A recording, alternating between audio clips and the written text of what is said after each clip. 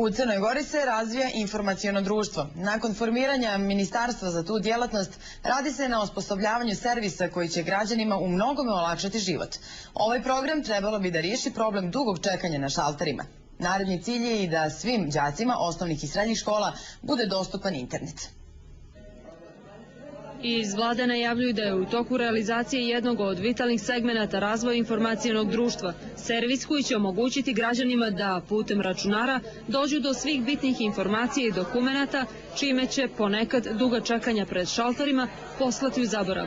Mislim prije svega na uspostavljanje kapitalnih državnih evidencija u elektronskoj formi, odnosno državnih registara, gdje prije svega mislim na centralni registar stanovništva, na registar privrednih subjekata i na registar koji će pratiti nepokretnost i zemljište. Pripremamo čitavi serijal servisa koji će biti od koristi građanima, servisi koji će zamijeniti šaltere i, rekao bih, smanjiti i ublažiti svakodnevne muke koje imamo čekajući pred šalterima za raznorazna dokumenta koja su uglavnom pohranjena u tim bazama.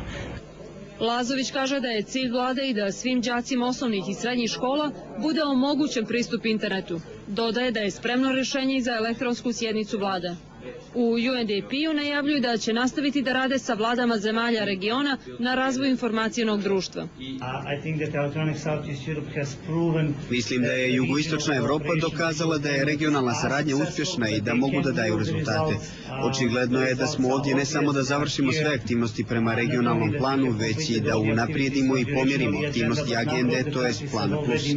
UNDP također vjeruje da informacije, tehnologija i korištenje kompjutera je veoma važan faktor, posebno u zemljama u tranziciji. Na sastanku inicijative za elektronsku jugoistočnu Evropu učestvovali su predstavnici Evropske komisije, Albanije, Bosne i Hercegovine, Hrvatske, Srbije, Makedonije, Moldavije, UNMIK-a i Rumunije.